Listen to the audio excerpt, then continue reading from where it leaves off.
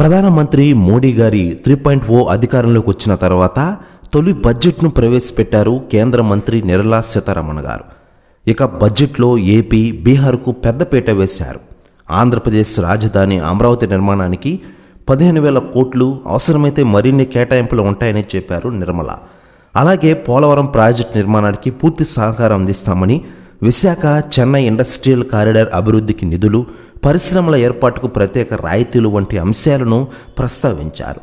ఇక ప్రతిపక్షాలు సైతం కేంద్ర బడ్జెట్ కేవలం 2 రాష్ట్రాలకే పరిమితమైందని విమర్శలు చేసిన విషయం మనకందరికీ తెలిసిందే. ఏదేమైనా ఆంధ్రప్రదేశ్కి కేంద్ర బడ్జెట్లో అంశాలను ప్రతిపాదించడం, దాదాపు 15,000 కోట్లు వస్తున్న విషయం మనకందరికీ తెలిసిందే. దీనికి ప్రధాన కారణం పవర్ స్టార్ పవన్ కళ్యాణ్ గారని అందరూ అనుకుంటూ ఉన్నారు. అదే దీనిపై రాజకీయ నాయకులు మరోవైపు స్పందిస్తూ ఉండగా తాజాగా వెంకయ్యనాయుడు గారు స్పందించారట. ఆయన మాట్లాడుతూ, ప్రస్తుతం ఆంధ్రప్రదేశ్కి కేంద్రంలో మంచి విలువ ఉంది. కేంద్రం నుంచి 15,000 కోట్ల బడ్జెట్ రూపంలో వచ్చింది. ఇక ఈ విషయంలో నిధులు రావడానికి ప్రత్యేకంగా పవన్ కళ్యాణ్ గారే కారణం. దీన్ని అందరూ ఒప్పుకోవాలి. పవన్ కళ్యాణ్ గారి ఒక్కడి వల్లే వచ్చాయి ఇన్ని అంటున్నారట వెంకయ్యనాయుడు గారు.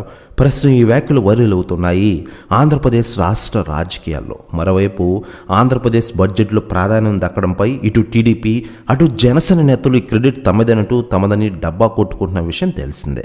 ఏపీపై కేంద్ర వరాల జల్లు ప్రకటించడం వెనుక పవన్ చొరవ, త్యాగం ఉందని సోషల్ మీడియాలో వర్గం చర్చలేపిన విషయం తెలిసిందే.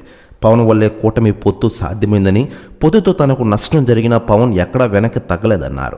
దీన్ని ప్రధాని నరేంద్ర మోడీ స్వయంగా గుర్తించడం అందరికీ తెలిసిన విషయమేనని, అందుకే పవన్ని తుఫాన్ అని మోడీ సంబోధించారని చెబుతూ ఉన్నారు.